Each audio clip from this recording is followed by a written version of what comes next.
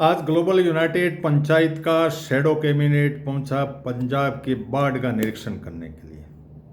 और हमने छाया मंत्रिमंडल ने पाया कि वस्तुस्थिति ये है कि पंजाब यानी 5 नदियों का 5 आब यानी पानी का जो फ्लो है उसके पूरा पंजाब के 23 जिले डूब चुके हैं और स्थिति बहुत ही नाजुक है।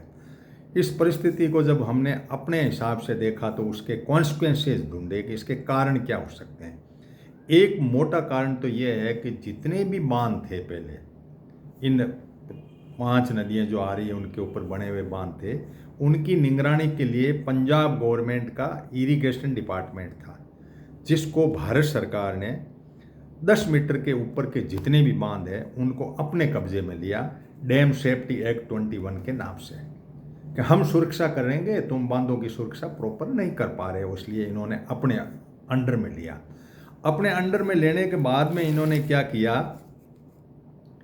कि इसके अंदर एक नेशनल डैम सेफ्टी अथॉरिटी बनाई और एक national committee on dam safety बनाया और नीचे इसकी स्टेट की बॉडी बना दी। आप रिपोर्ट लाओगे लेकिन मॉनिटरिंग, चाबी, पैसा ये सब हमारे हाथ में रहेगा। इन बांधों का कब्जा, इन बांधों के अंदर पानी, इनका रेगुलेशन, ये सारा सिस्टम हम रहेंगे। कब गेट खोलने कब नहीं खोलने ये हमारे पास रहेगा। डैम सेफ्टी का कंट्रोल हम 21 के बाद में भारत सरकार ने ले लिया। अब आप ये सोचिए कि झगड़ा ये हुआ कि जब इनके पास में आ गया तो स्टेट की बॉडी तो निष्क्रिय हो गई, वरना ये लोकल लोगों के कहने से गेट खोलते रहते थे, पानी फ्लो हो जाता था और कुछ बाढ़ का प्रभाव कम कर देते थे। अब स्थिति ये बनी है कि इनके गेट खोलने के लिए आपको परमिशन लेना पड़ता है भारत सरकार से। अब गेट नहीं खुले तो गेट का पीछे का जो वो बांध भरता है तो उसके पीछे के गांव ऑटोमेटिक डूब जाते हैं, उस कैचमेंट एरिया में आ जाते हैं वो गांव, तो वो गांव वैसे डूब गए। तो अभी तक क्या हुआ कि बाढ़ के कारण फिर पानी आ गया तो फिर और बढ़ गया और एक आध बांध फूट भी गया।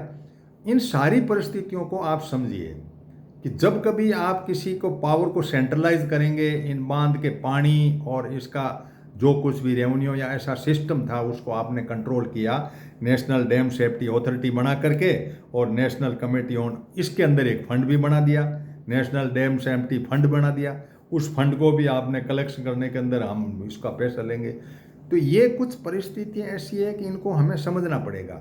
अब कुछ लोग ये बात कहते हैं कि भाई पंजाब को डुबाने में भारत सरकार का भी हाथ है, तो इसको तो हम नहीं कह सकते। हमारी यूनिट ये नहीं मानती कि कोई हाथ हो, अपने देश के नागरिकों के लिए कोई इस तरह की हरकत करता हो। लेकिन पावर का जब डेलीगेशन होता है तो फाइलें चलने में इतना टाइम लग जाता है, तब तक पानी जो है वो सर से ऊपर निकल जाता है। ये झगड़ा जरूर होता है कि आप वहाँ से परमिशन लो, वहाँ पे सेंट्रल गवर्नमेंट से जाओ। जो मौके पे जो आदमी होते हैं ना वो पानी के फ्लो को ज़्यादा कंट्रोल कर पाते हैं, पहले स्टेट के पास था। अब आप इन बातों को सोचिए। अब पाकिस्तान वाली नदियों की भी यही कहानी हम मानते हैं कि फ्लो आया। इधर क्या हुआ कि पहाड़ों के अंदर वो बादल गिरना समझो या इनके मैन मेड कंस्ट्रक्शन जो था, चाइना की तरह हमने उसे होड़ में कुछ सड़कें बनाई, पुल बनाए और वो बनाए, जिससे बहुत बड़े कई ऐसे पहाड़ थे जो दरक गए, वहाँ से और झगड़ा पैदा हो गया। तो ये जो आपदा का जो सिस्टम है उसके अंदर नेशनल डिजास्टर का भी फंड है इनके पास में। तो जब पैसा पूरा सेंटर के पास होगा तो स्टेट उसमें कुछ काम नहीं कर पाएगा। इन सारी परिस्थितियों को यदि हम देखते हैं तो नेशनल डैम सेफ्टी अथॉरिटी ने टाइमली इस बात को नहीं रिकॉग्नाइज किया और नेशनल कमीशन ऑन जो है डैम सेफ्टी का है उसके ऊपर भी नहीं हुआ। तो अब आप सोचिए कि पंजाब के लोगों का कथन सही है या हम किसको सोचें, क्योंकि गलती वैसे कुछ नहीं है, लेकिन आप जितना पावर को केंद्रित कर दोगे ना, चाबी आपके हाथ में है इन बांधों की, और बांधों की चाबी जब आपके हाथ में है तो आप कब खोलो कब करो, ये डिजास्टर कब रुके करे, तो ये बड़ा टाइम लगने वाली है। तो इसलिए पावर को डेलीगेशन करना चाहिए इमरजेंसी के टाइम में। ये आम लोगों को पता नहीं है। 21 में इस सरकार ने ये बांध बना दिया और बनाने के कारण से ये सारी की सारी जो है वो गड़बड़ हुई है। तो इन्हीं सब बातों को लेकर के हमने आपके बीच में हमारा छाया मंत्रिमंडल आया।